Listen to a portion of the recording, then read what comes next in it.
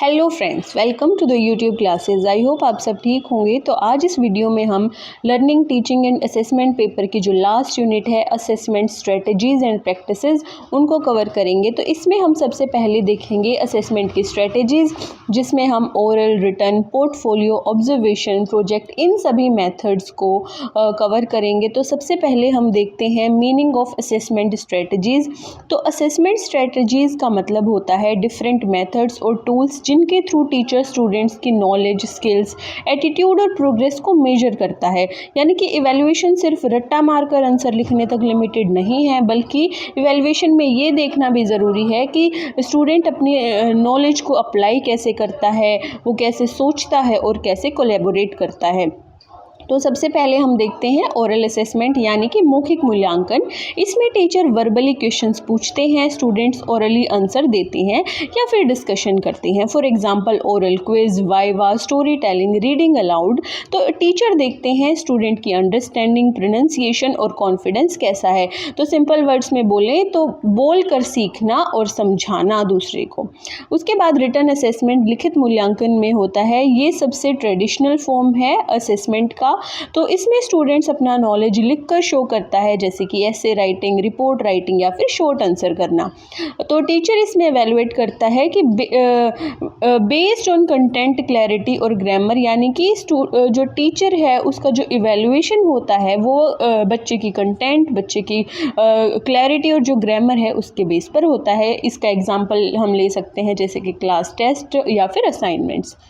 Portfolio assessment की बात करें तो इसमें स्टूडेंट्स अपने बेस्ट वर्क का कलेक्शन बनाते हैं, जैसे कि ड्राइंग का कलेक्शन, जनरल्स का कलेक्शन, उनके टेस्ट पेपर या फिर प्रोजेक्ट एक्सेट्रा।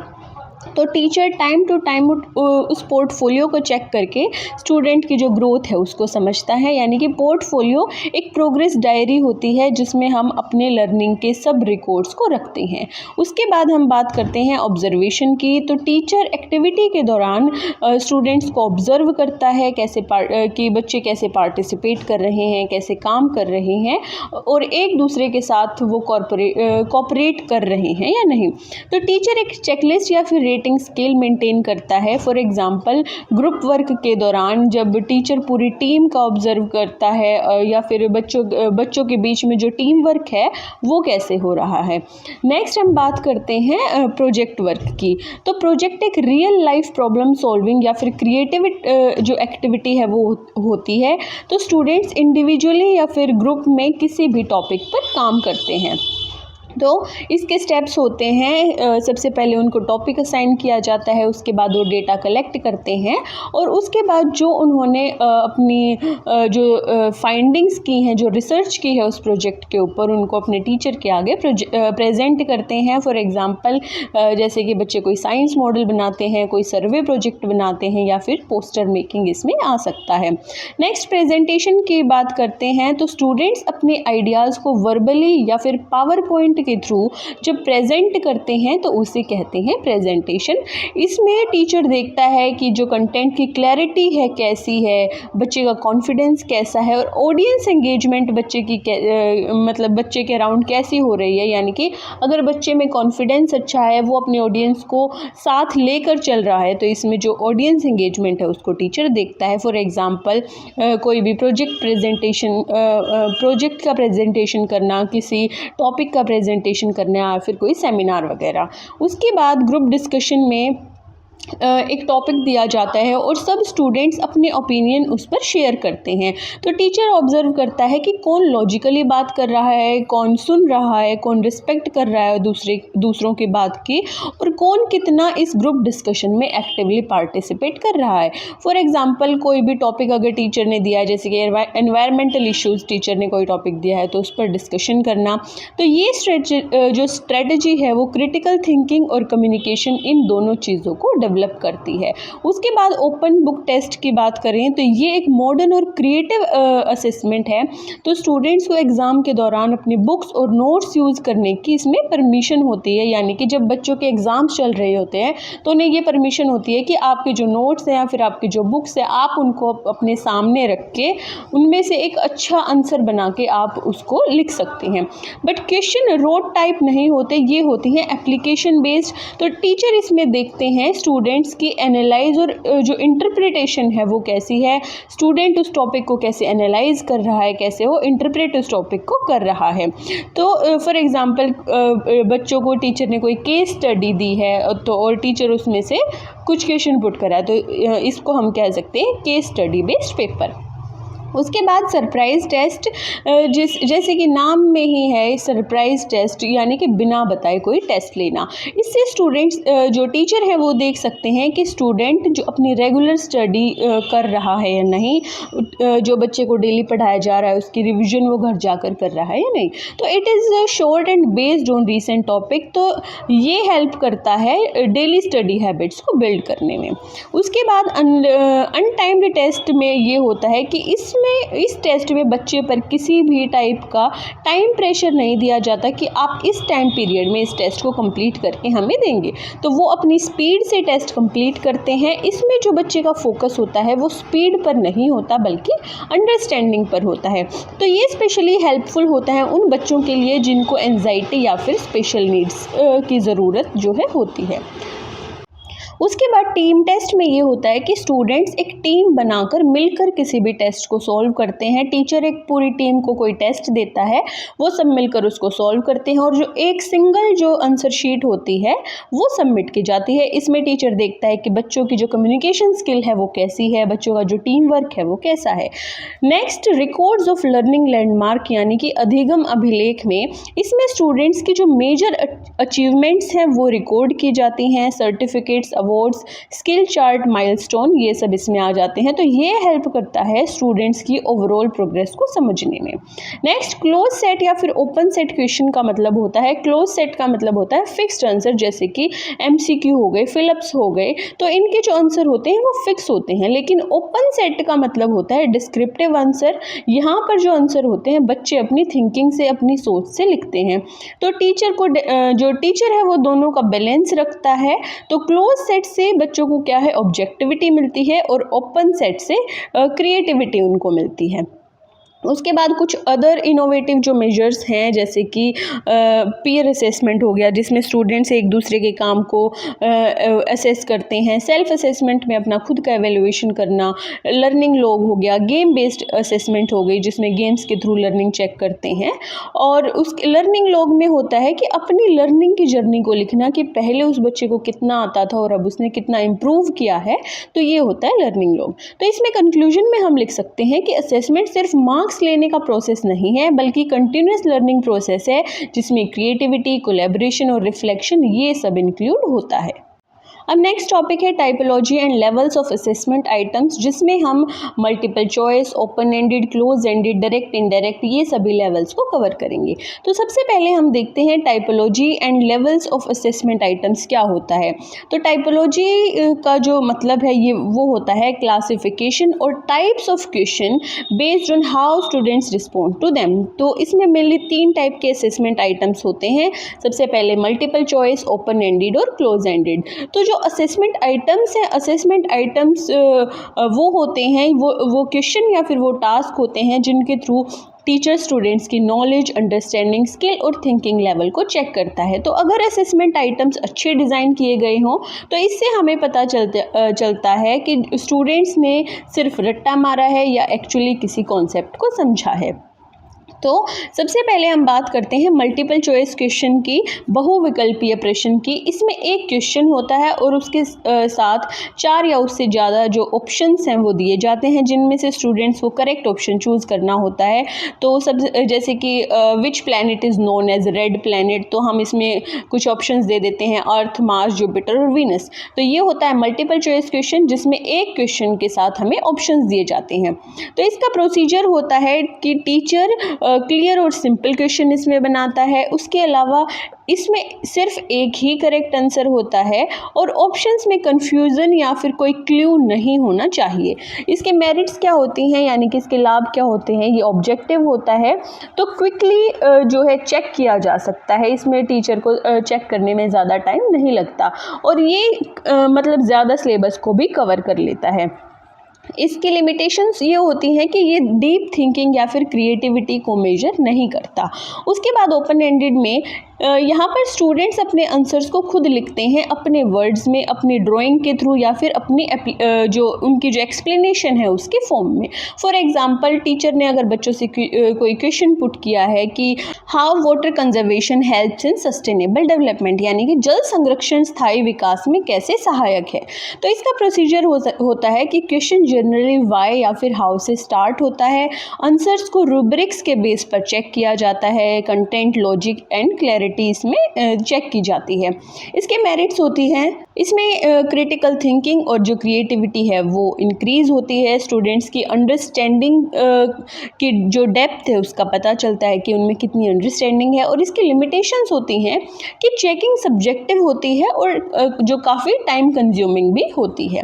अब क्लोज एंडेड क्वेश्चंस की बात करें तो ये शॉर्ट और फिक्स्ड आंसर वाले क्वेश्चन होते हैं, जैसे कि ट्रू फॉल्स हो गया, फिल इन द ब्लैंक्स हो गया, मैचिंग टाइप हो गया, या फिर कोई वन वर्ड आंसर इसमें हो सकता है। इसका प्रोसीजर ये होता है कि इसमें टीचर फैक्चुअल और प्रिसाइज क्वेश्चंस को प्रिपेयर करते हैं, और उसके अलावा स्टूडेंट्स शॉर्ट और प्रिसाइज आंसर इसमें लिखता है। फॉर एग्जांपल कि जो water boils at what degree, तो इसमें बच्चा बताएगा कि जो पानी है वो किस डिग्री पर उबलता है। इसकी मेरिट होती है, ये इजी टू चेक होता है, इसमें रिलायबल रिजल्ट्स होते हैं और बेस्ट फॉर फैक्चुअल रिकॉल होता है। लिमिटेशंस इसकी होती है कि ये हाई ऑर्डर थिंकिंग स्किल्स को मेजर नहीं करता है। उसके बाद हम बात करते हैं लेवल्स ऑफ असेसमेंट आइटम्स की। जो मूल्यांकन के जो स्तर हैं वो कौन कौन से हैं, तो ये बताते हैं कि क्वेश्चंस किस लेवल के थिंकिंग को टेस्ट करता है। तो इसमें जनरली 3 लेवल होते हैं, डायरेक्ट, इनडायरेक्ट और इन्फ्रेंशियल। तो डायरेक्ट लेवल की बात करें तो ये सबसे सिंपल लेवल होता है, इसमें स्टूडेंट से वही चीज़ पूछी जाती है जो डायरेक्टली उसने सीखी है। तो अगर टीचर ने बच्चे को सिखाया है कि H2O वाटर का फॉर्मूला होता है, तो ये एक डायरेक्ट चीज़ है जो टीचर ने बच्चे को सिखाई है। तो इसमें जब टीचर बच्चे से पूछेगा कि what is the formula of water, तो इसमें डायरेक्ट और सिंपल आंसर बच्चे का आएगा H2O। तो ये मेजर करता है फैक्चुअल और प्रोसीजरल नॉलेज को, यानी कि वो नॉलेज जो स्टूडेंट ने डायरेक्टली याद की है या फिर किसी चीज़ का उसने डायरेक्ट प्रैक्टिस किया है। इनडायरेक्ट लेवल की बात करें, अप्रत्यक्ष स्तर में ये जो होता है वो थोड़ा सा अलग होता है। इसमें नॉलेज को डायरेक्टली टेस्ट नहीं किया जाता बल्कि इंडिकेटर्स या फिर फीलिंग्स के थ्रू चेक किया जाता है। तो टीचर ने अगर किसी बच्चे से क्वेश्चन पुट किया कि how confident do you feel solving algebraic problems, यानी कि बीजगणितीय प्रश्न हल करने में आप कितना कॉन्फिडेंट खुद को फील करते हो, तो इसमें जो बच्चे का जो एटीट्यूड है, जो कॉन्फिडेंस है और जो बच्चे की वैल्यूज़ हैं, इन सब चीज़ों को मेजर किया जाता है। ये क्वेश्चंस हमारे इमोशनल और मेंटल रेडीनेस को चेक करते हैं। इन्फ्रेंशियल लेवल की बात करें, अनुमेय स्तर, जो ये सबसे हाईएस्ट लेवल होता है, इसमें स्टूडेंट्स को रीजनिंग, इंटरप्रिटेशन और कंक्लूजन ड्रॉ करने होते हैं। For example, after observing this graph what can you conclude about rainfall in June. तो बच्चे को कोई ग्राफ दिखाया गया, तो उसमें बच्चे से पूछा गया कि ग्राफ देखकर जून की वर्षा के बारे में क्या कंक्लूजन निकाला जा सकता है, क्या निष्कर्ष जो है वो निकाला जा सकता है। तो इसमें जो बच्चे की हायर ऑर्डर थिंकिंग स्किल्स हैं, एनालिसिस, सिंथेसाइसिस, एवेल्युएशन, ये सभी चेक किए जाते हैं। यानी कि स्टूडेंट सिर्फ डेटा नहीं पढ़ता बल्कि उस डेटा को समझता है, उसका मीनिंग देखता है, क्या है उस डेटा में क्या है, और जो कंक्लूजन है वो सब भी बच्चे को निकालना होता है। तो बच्चे की जो हायर ऑर्डर थिंकिंग स्किल्स हैं वो इस लेवल में चेक की जाती हैं। तो इसमें कंक्लूजन में हम लिख सकते हैं कि हमने देखा कि typology and levels of assessment items दोनों ही इवैल्यूएशन के लिए काफ़ी इंपॉर्टेंट है। इसमें जो मल्टीपल चॉइस और क्लोज एंडेड क्वेश्चंस हेल्प करते हैं फैक्चुअल रिकॉल और एक्यूरेसी चेक करने के लिए। ओपन एंडेड और इन्फ्रेंशियल क्वेश्चंस बच्चे की थिंकिंग, रीजनिंग और क्रिएटिविटी को चेक करते हैं। तो एक गुड टीचर हमेशा इन सब का बैलेंस्ड कॉम्बिनेशन यूज़ करता है ताकि स्टूडेंट्स की जो नॉलेज है उसे लेकर कोई उसकी जो अंडरस्टैंडिंग, थिंकिंग है, उसकी जो फेयर असेसमेंट है वो हो सके। नेक्स्ट हमारा टॉपिक है analysis, reporting, interpretation, documentation, feedback and pedagogic decisions. तो इसमें हम विश्लेषण, रिपोर्टिंग, व्याख्या, दस्तावेजीकरण, प्रतिपुष्टि और शिक्षण निर्णय की बात करेंगे। तो ये सब असेसमेंट के इंपॉर्टेंट पार्ट्स हैं। असेसमेंट का मतलब सिर्फ एग्ज़ाम लेना नहीं होता बल्कि एग्ज़ाम्स के रिजल्ट को समझना, उनका एनालिसिस करना, रिपोर्ट बनाना, फीडबैक देना और उन रिजल्ट्स के बेसिस पर टीचिंग को इम्प्रूव करना भी असेसमेंट का ही एक पार्ट है। तो सबसे पहले हम देखते हैं एनालिसिस। तो एनालिसिस का मतलब होता है स्टूडेंट्स की परफॉर्मेंस डेटा को सिस्टमेटिकली देखना और समझना, जिससे पता चले किस टॉपिक में बच्चे स्ट्रॉन्ग हैं और किस एरिया में उनको हेल्प चाहिए। तो अब इसके प्रोसीजर की बात करें तो इसका प्रोसीजर होता है कि सबसे पहले इसमें जो टीचर है वो टेस्ट, प्रोजेक्ट और ऑब्जर्वेशन के थ्रू डेटा कलेक्ट करता है। उसके बाद वो उनकी जो एवरेज है, परसेंटेज है, ग्रेड और स्कोर डिस्ट्रीब्यूशन को कैलकुलेट करता है। लास्ट में वो अपने जो लर्निंग ऑब्जेक्टिव हैं और जो बच्चे का प्रीवियस रिजल्ट है उनको कंपेयर करता है। उसके बाद इसके पर्पज़ की बात करें तो एनालिसिस से टीचर को ये समझ आता है कि स्टूडेंट्स ने क्या सीखा और उनको सीखने में कहाँ पर दिक्कत हुई। तो इससे जो टीचिंग मेथड है या फिर जो टीचिंग स्ट्रेटजीज़ है उनको भी इवेलुएट किया जाता है, उनको इम्प्रूव किया जा सकता है। फॉर एग्जांपल, अगर मैथ्स के वर्ड प्रॉब्लम्स में सब बच्चे कम मार्क्स लेकर आ रहे हैं तो इसका मतलब ये है कि टीचर को प्रॉब्लम सॉल्विंग स्किल पर थोड़ा और फोकस करना चाहिए, ताकि जो बच्चों का जो रिजल्ट है उसमें इम्प्रूवमेंट लाई जा सके। उसके बाद रिपोर्टिंग की बात करें तो रिपोर्टिंग का मतलब होता है असेसमेंट के रिजल्ट्स को क्लियर और सिंपल फॉर्म में स्टूडेंट्स, पेरेंट्स और स्कूल अथॉरिटीज़ के सामने प्रेजेंट करना। तो जो रिपोर्टिंग की फॉर्म्स होती हैं वो दो फॉर्म होती हैं। सबसे पहले होती है क्वांटिटेटिव रिपोर्टिंग और दूसरी होती है क्वालिटेटिव रिपोर्टिंग। तो जो क्वांटिटेटिव रिपोर्टिंग होती है उसमें जो बच्चे के मार्क्स, ग्रेड्स, परसेंटेज, इन सब की बात की जाती है। और जो क्वालिटेटिव रिपोर्टिंग होती है उसमें कमेंट्स और रिटन फीडबैक और प्रोग्रेस रिपोर्ट जो बच्चे की है वो आ जाती है। फीचर्स ऑफ गुड रिपोर्टिंग, तो गुड रिपोर्टिंग के जो फीचर्स हैं वो कौन कौन से होते हैं? सबसे पहले ये क्लियर होनी चाहिए, ऑनेस्ट होनी चाहिए।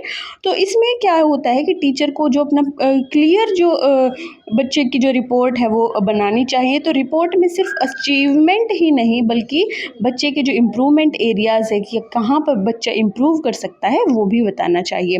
फॉर एग्जांपल, रिपोर्ट कार्ड में ये लिखा हो कि good in projects but needs to improve in written expression. तो ये सब जो एग्जांपल हैं हम इसमें बता सकते हैं कि रिपोर्ट कार्ड में बच्चे की सभी चीज़ों को शो करना चाहिए। उसके बाद इंटरप्रिटेशन यानी कि व्याख्या की बात करें तो इंटरप्रिटेशन का मतलब है एनालाइज डेटा से मीनिंग निकालना, यानी कि बच्चे का जो रिजल्ट है वो ऐसा क्यों आया है उसके प्रॉपर रीज़न को समझना।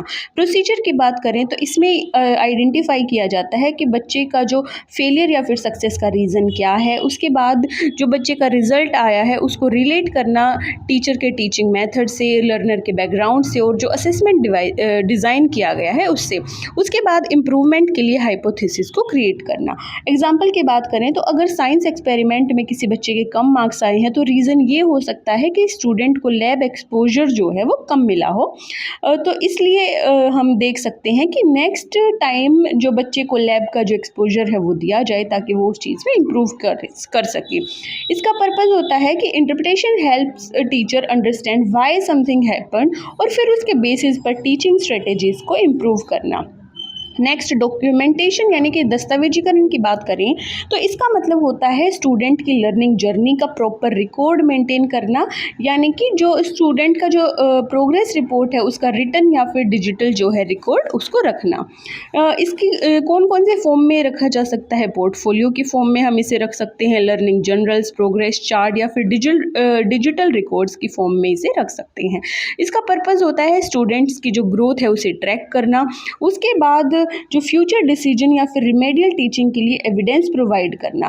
फॉर एग्जांपल, अगर टीचर ईयर के स्टार्टिंग से एंड तक बच्चे के 80 सैंपल्स को कलेक्ट करते हैं तो टीचर को पता चलेगा कि जो बच्चे की राइटिंग स्किल है उसमें कितना इम्प्रूवमेंट जो है वो हुई है।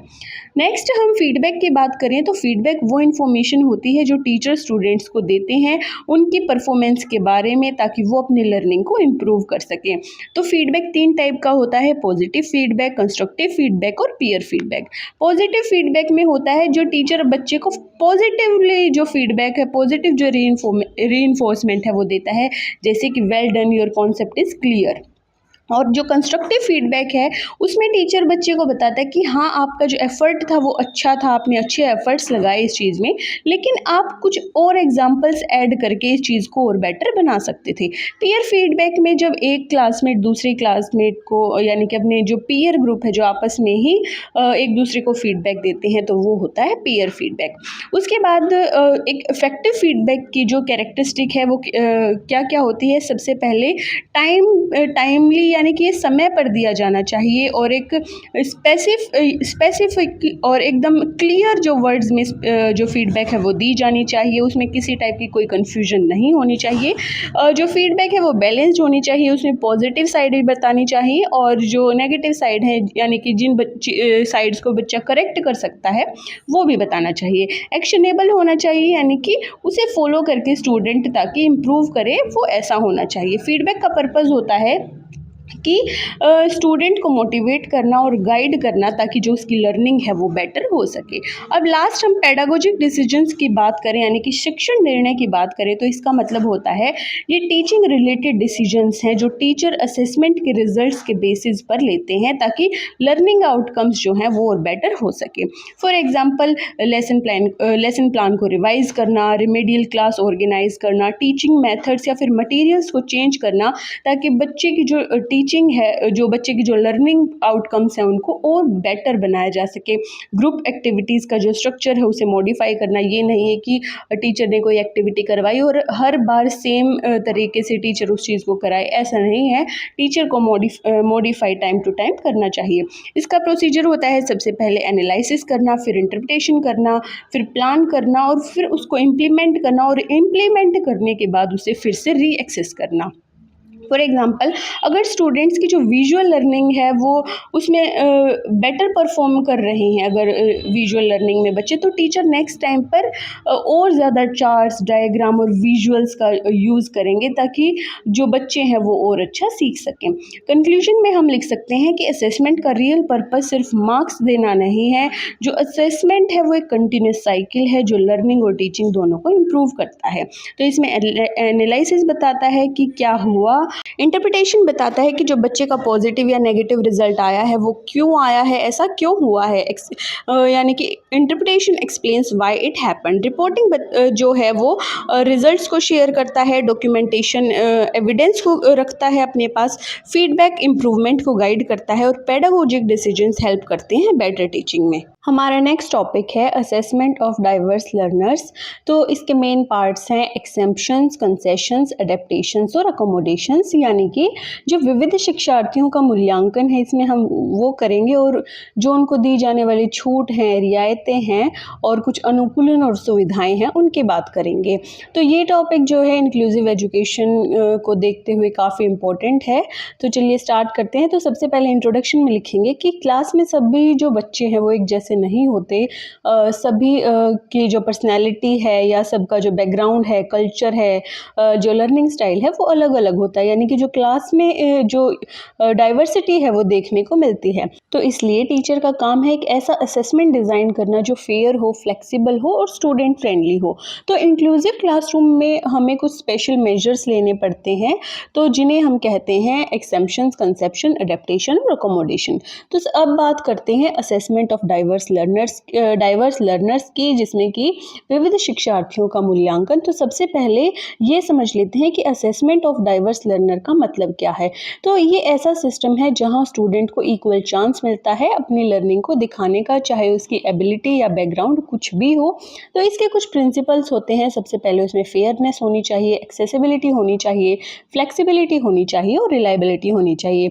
इसका पर्पस होता है कि हर स्टूडेंट की जो स्ट्रेंथ है और लर्निंग गैप्स हैं उनको समझना, उनको आइडेंटिफाई करना, बच्चों को उनकी प्रोग्रेस करने के लिए सपोर्ट प्रोवाइड करना और to make educational evaluation inclusive, यानी कि जो एजुकेशनल इवैल्यूएशन है उसे इंक्लूसिव बनाना, उस सबके लिए बनाना, ना कि उसे एक्सक्लूसिव बनाना।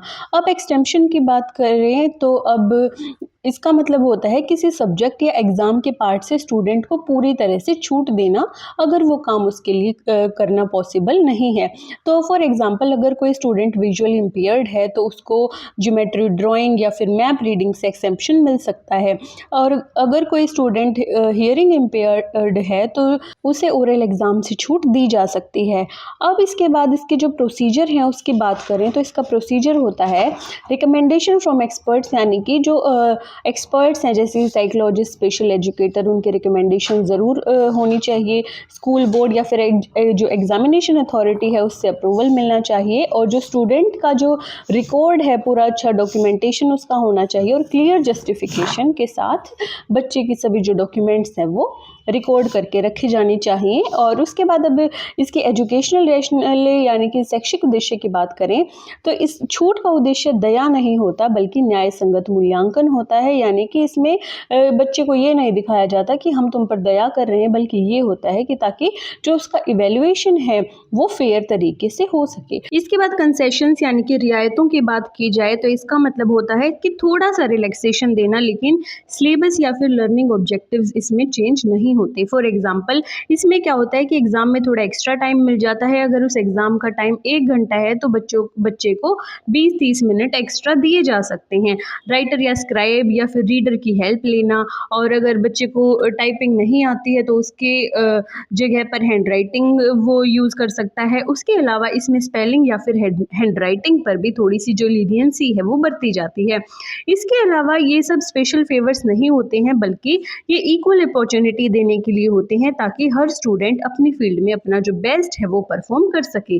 अब अडेप्टेशन की बात करें तो इसका मतलब होता है असेसमेंट के टूल, कंटेंट या प्रोग्रेस को स्टूडेंट की नीड के अकॉर्डिंग मॉडिफाई करना। जैसे कि अगर इसमें हम बात कर सकते हैं कंटेंट अडेप्टेशन की, जैसे कि किसी टेस्ट की जो लैंग्वेज है उसे थोड़ा सिंपल कर देना, उसमें पिक्चर्स का यूज़ करना ताकि बच्चे को वो ईजिली समझ आ जाए।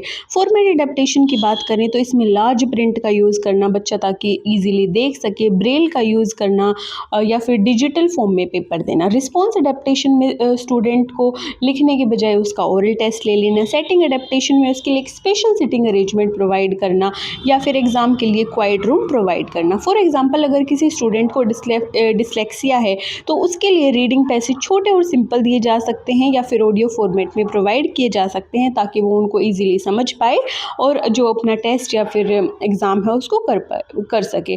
उसके बाद अकोमोडेशंस की बात करें, सुविधाओं की बात करें तो इसका मतलब है असेसमेंट प्रेजेंट करने या फिर रिस्पोंड करने के तरीके में चेंज करना, लेकिन कंटेंट इसमें जो है वो सेम रहता है। इसमें क्या होता है, इसमें हम असिस्टिव डिवाइस यानी कि हियरिंग एड्स, मैग्नीफायर से कंप्यूटर का यूज़ कर सकते हैं।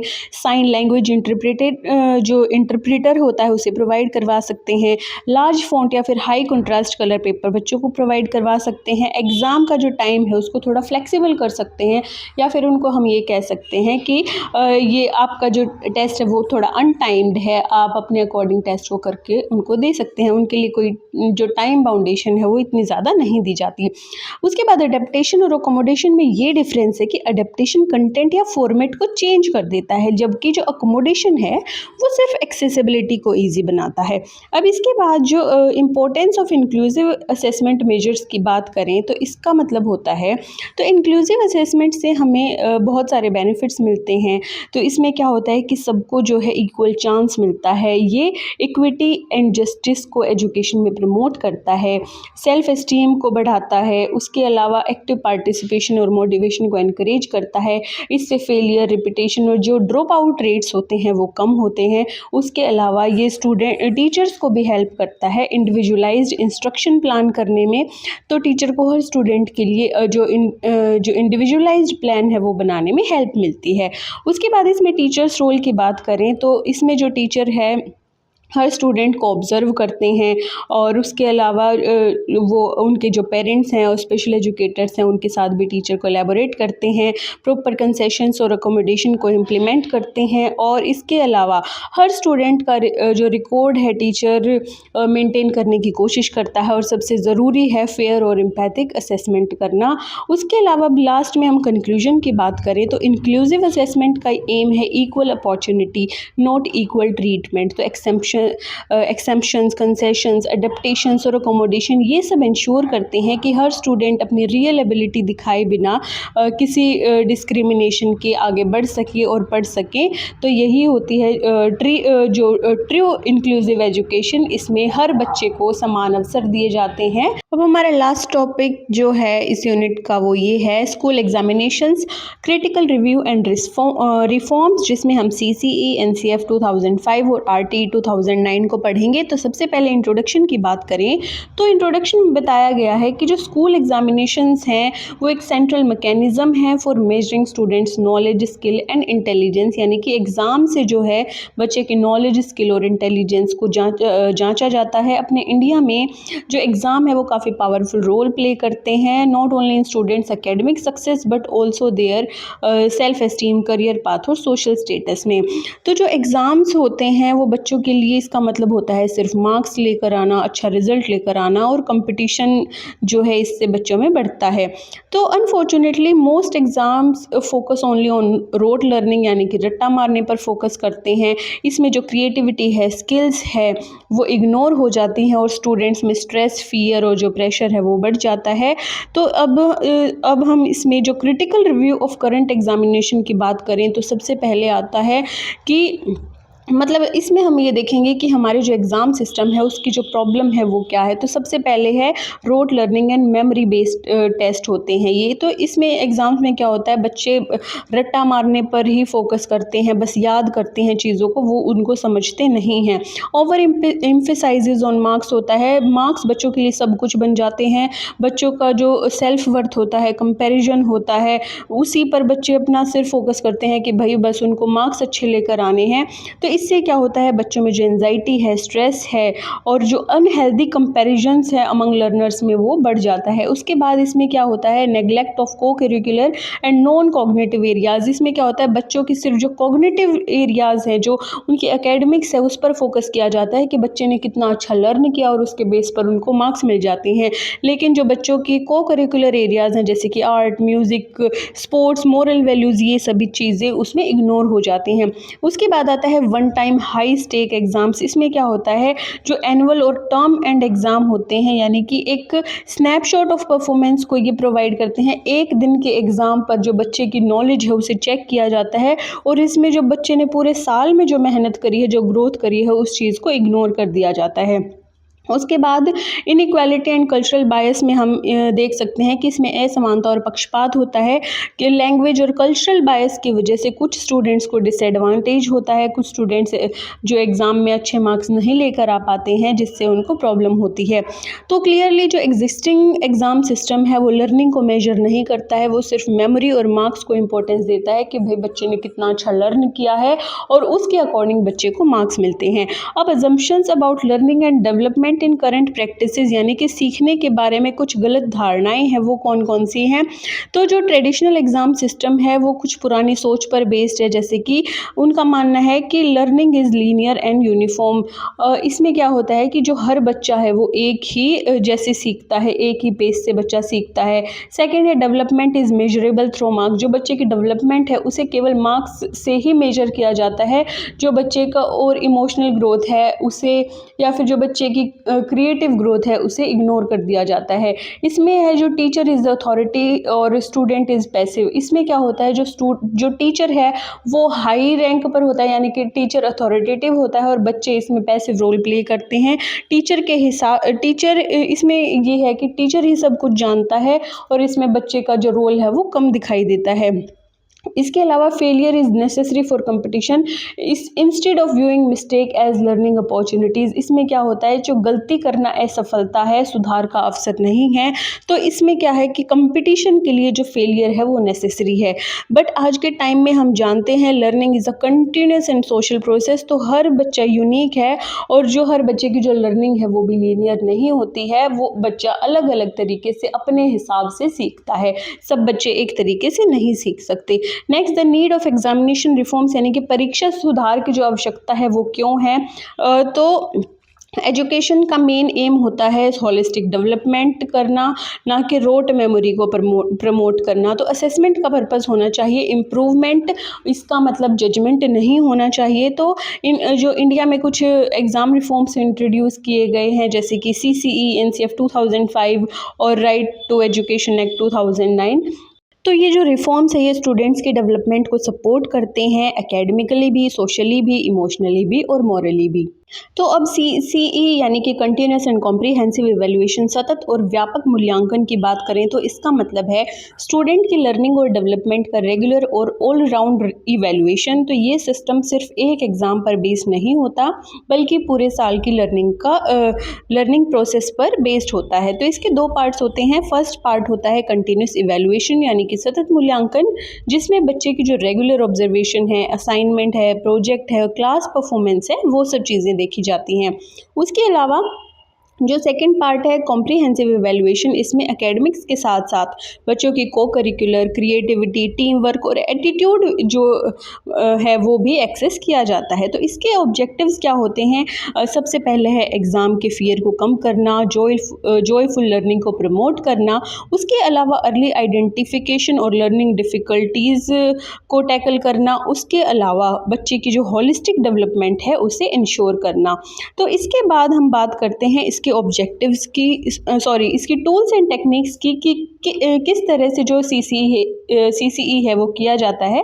तो इसमें क्या कर सकते हैं? हम ओरल एंड रिटन टेस्ट ले सकते हैं, प्रोजेक्ट्स एंड असाइनमेंट्स इसमें आ सकता है, ऑब्जर्वेशन एंड एनेक्डोटल रिकॉर्ड्स हम इसमें मेंटेन रख सकते हैं, सेल्फ और पीयर असेसमेंट इसमें आ जाती है, उसके अलावा पोर्टफोलियो और चेकलिस्ट का इसमें हम यूज़ कर सकते हैं। तो इसके बेनिफिट्स क्या हैं?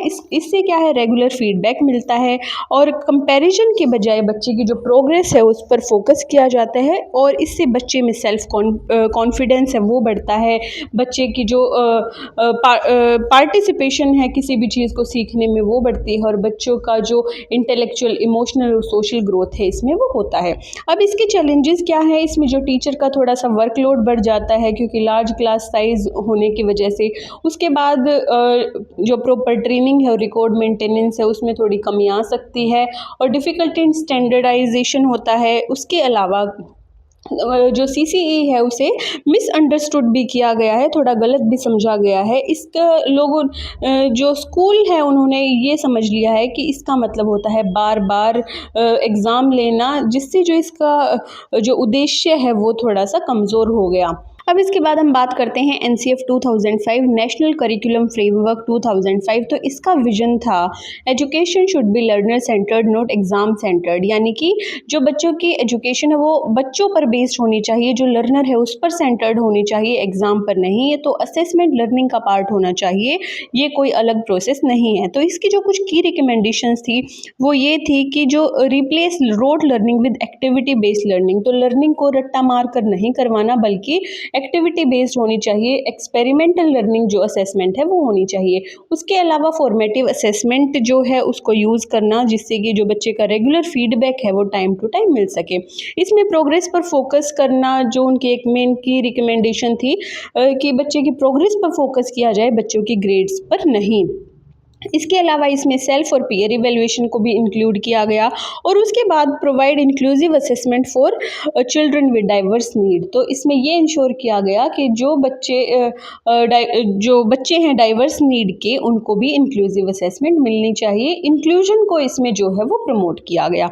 अब कुछ इसकी जो अंडरलाइन फिलॉसफी की बात करें, इसका मूल दर्शन ये था कि असेसमेंट का गोल है लर्निंग को प्रमोट करना, नॉट पनिश और लेबल स्टूडेंट। तो इसका मेन उद्देश्य यह था कि बच्चों को यह समझाना कि वह कैसे सीख रहा है, ना कि वह कितना याद कर सकता है। उसके बाद हम बात करते हैं राइट टू एजुकेशन एक्ट 2009 की। तो इसमें 6 से 14 साल के बच्चों को फ्री और कंपलसरी एजुकेशन का राइट दिया गया था।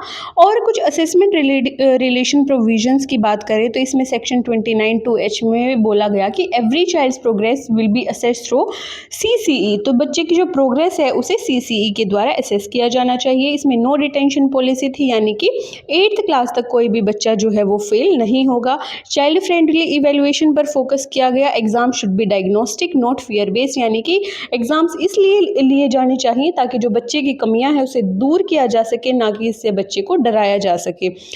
होलिस्टिक डेवलपमेंट पर फोकस किया जाना चाहिए। बच्चे की जो मॉरल, इमोशनल, सोशल ग्रोथ है, ये सभी चीज़ें जो है वो एक्सेस की जानी चाहिए। अब इसके इम्पैक्ट की बात करें तो इसका इम्पैक्ट क्या हुआ कि एग्ज़ाम स्ट्रेस है बच्चों का वो कम हुआ, जो ड्रॉप आउट रेट्स है वो भी कम हुआ, जो फॉर्मेटिव असेसमेंट थी उसको प्रमोट किया गया। उसके अलावा जो इंक्लूसिव और जो पार्टिसिपेटरी इवैल्यूएशन है इससे वो भी प्रमोट हुई, यानी कि जो हमारी इंक्लूसिव एजुकेशन है वो भी प्रमोट हुई। अब इसके कुछ जो चैलेंजेस हैं उनकी बात करें, क्रिटिसिज्म की बात करें तो कुछ स्टेट्स में इम्प्लीमेंटेशन में प्रॉब्लम आई। यहाँ पर टीचर्स को भी जो लैक ऑफ ट्रेनिंग है वो टीचर्स में भी लैक ऑफ ट्रेनिंग देखने को मिली, यानी कि प्रॉपर ट्रेनिंग उनको नहीं मिल पाई। और उसके बाद कुछ स्टेट ने पॉलिसी को लूजली अप्लाई किया। और उसके बाद ओवरऑल इम्पैक्ट ऑफ रिफॉर्म्स यानी कि सुधारों का समग्र प्रभाव की बात करें तो CCE NCF 2005 और RTE 2009 ने असेसमेंट के पर्पज़ को थोड़ा बदल दिया। उन्होंने बच्चों के मार्क्स और फियर से ग्रोथ और लर्निंग पर फोकस किया। तो अब इनका जो काम है वो इस चीज़ पर फोकस करना है कि मार्क्स पर फोकस करना नहीं है बल्कि मास्टरी पर फोकस करना है। और जजमेंट से जो गाइडेंस है उस तक बच्चों को लेकर जाना है। जो बच्चों में जो कंस्ट्रक्टिविस्ट और चाइल्ड सेंटर्ड पेडागोजी है उसको प्रमोट करना है। टीचर्स को इस तरह इनकरेज करना है कि वो अपने आप को फैसिलिटेटर या फिर असेसर समझें, ना कि वो डिक्टेटर बन जाए। उसके अलावा टीचर को ये इंश्योर करना चाहिए कि उनकी क्लास में हर बच्चा एक्टिवली पार्टिसिपेट कर रहा है, वो पढ़ने में इंटरेस्ट ले रहा है। और बच्चों पर टीचर को अच्छे से ध्यान देना चाहिए, हर बच्चे की लर्निंग पेस को ध्यान में रखते हुए। अब कंक्लूजन की बात करें तो एग्ज़ाम का रियल पर्पज़ है लर्निंग और इम्प्रूवमेंट, और पेपर और मार्क्स सिर्फ एक पार्ट है लेकिन पूरी पिक्चर नहीं है। CCE NCF 2005 और RTE 2009 ये सिखाता है कि एजुकेशन सिर्फ चीज़ों को याद करने के लिए नहीं है बल्कि सोशली, इमोशनली और कॉग्निटिवली ग्रोथ करने के लिए है।